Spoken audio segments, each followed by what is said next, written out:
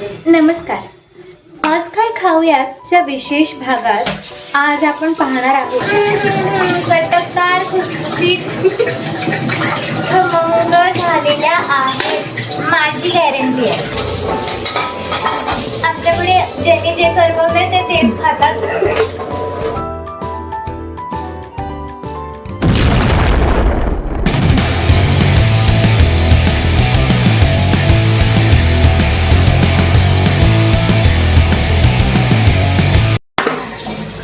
मित्रमैत्रिणींनो, gas आपल्याला आधी मोठा करून घ्यायचा आहे आणि शंकरपाळ्यांचे स्टिक्स त्याच्यामध्ये टाकल्यावरती तो बारीक करून आपण घेऊ शकतो.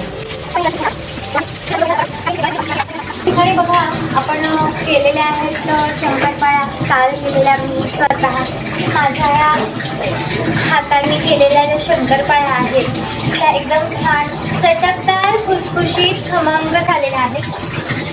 तुम्ही आता इथे तर तुम्हाला दिला असता, पण आता तुम्ही नाही येत तर फक्त काढू शकता.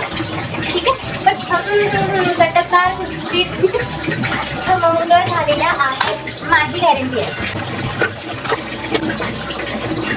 शंकरपाळे स्टिक्स आता आपण करत आहोत.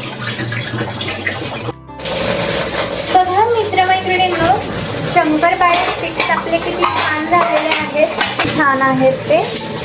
थोडं करपल आहे पण आपण ते खाणार आहे. मला चालते. आमच्याकडे ज्यांनी जे करपवले ते तेच खातात. काल मी काय केलं होतं, चकली बनवताना चकलीच्या उरलेल्या पिठाची ही अशी वेणी बनवून घेतली होती. तर ही खाल्ली तर कोणी नाही, कदाचित मलाच खावी लागेल. तर आज देखील आपल्या खारे शंकरपाळ्यांचं जे पीठ आहे तेही उरलं होतं. तर याची पण मी आज एक छानशी फिशटेलवाली अशी ही वेणी बनवून घेतलेली आहे. सुंदर आहे ना दिसायला. तर आता मी तुम्हाला दाखवणार आहे ही फिशटेलची जी वेणी आहे ही तुम्ही कशी तळून घेऊ शकता. या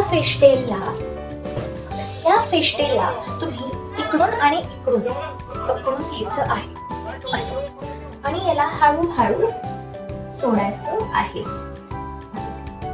आणि मग ती आतमध्ये डोंबायला लागते. आपल्याला फक्त ती सोडत राहायची आहे. तुम्हाला जवळून दाखवते.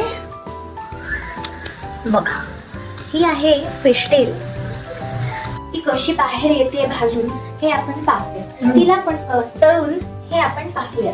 एडिट करा हा ते. आणि आता आपण याचा रिव्ह्यू करूयात. मला वाटत नाही हे कोणी खाईल, कारण हे मी बनवलेलं आहे आणि आमच्या घरात मी बनवलेलं एवढं काही फार आवडत नाही मसाले भाताशिवाय.